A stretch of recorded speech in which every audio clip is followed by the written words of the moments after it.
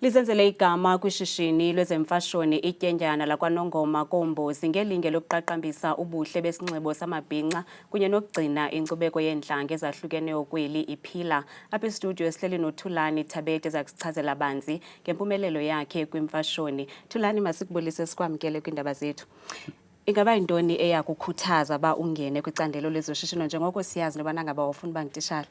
Lesekhanya angibonga kakhulu ithuba ngibekelele izikhumbi zabantu ezibukele namhlanje. Cha, uThulani wakhuthaza kakhulu ukwazi ukulekelela impilo yomuntu osemncane, umuntu omnyama, ephinde ekhuthaze labavela mhlambe kwi-background engekho right ngoba sazi abantu bavela emakhaya ngoba ngivela emakhaya nje koMbozi, indawo yasemakhaya ngempela.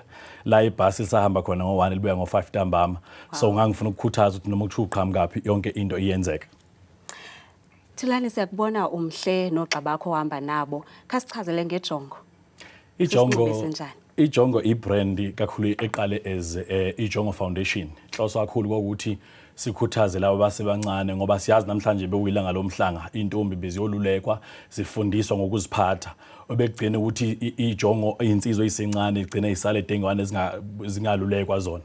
Na wenza ukuthi ke uma insizwa zingalulekiwe kahle izwe lelo lifile. Ngakho kumele siqande sinqande laba abasha futhi abangabesilisa kuze bona bezokwazi ukuthi abantu besifazana abalungiswayo namhlanje kumele bebaphathe kanjani. Kodwa ngenxa yenqinamba zokuthi umnotho noma ifunding yokwazi ukumela le iJongo Foundation bekumele ihambe ema-varsity ihambe ey'ndaweni zasemakhaya ibingekho, then kwase kufika umbono ukuthi no iJongo alizenzele yona inzuzo yalo kuze lizokwazi ukuthi liphinde lihambe emaphandleni nasemakhaya nasey'koleni kuyolekelela amajongo likhulise lifundise ngobujongo. Ubujongo kahle kahle nje kusho ukuzihlonipha nokuzazi njengomuntu wesilisa osemncane onenhlonipho eyinqaba.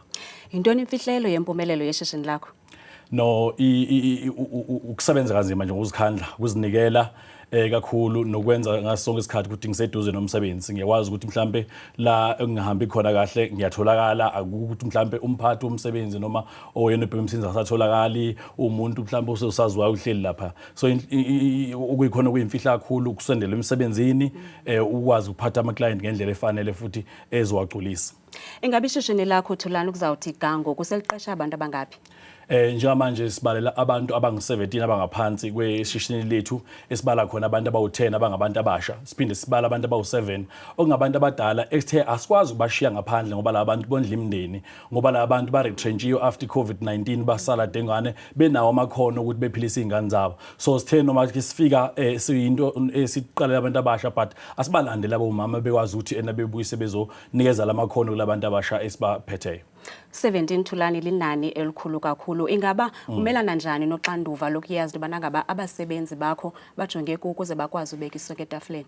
No, impela kuye kube nzima. Zikhona inselela ngifuna uqamba amanga kakhulukazi mhlambe uma kufika lezi ikhathi bezizihlasela njengeNingizimu Afrika yokuntengenteka komnotho kagesi, ugcine manje wesikhathi ungakwazi ukusebenza kuzomela kwesinye isikhathi ucela abasebenzi abanye ukuthi awuma uphinde ubuye ngesikhathi esukuthi.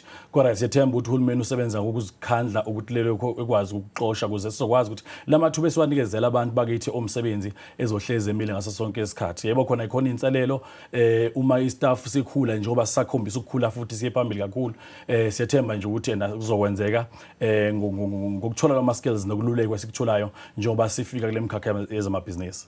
Thulani, phambi kokuba sikhulule, ingaba mhlambi uthini umyalezo wakho kulutsha olunqwenela nalo uba lungahamba le ndlela oyihambayo? No, ngakhuthaza nje kakhulu ukuthi umuntu akahlale ephupheni lakhe.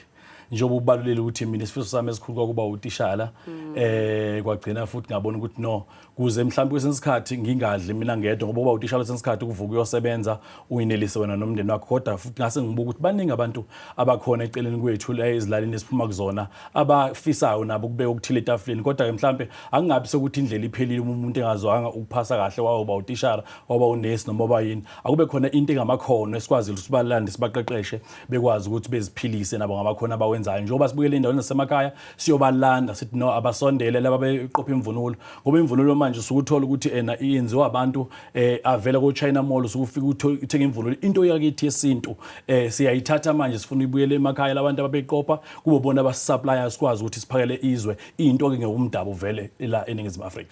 Thulani, siyabulela bhuti, enkosi kakhulu ngexesha. Enkosi.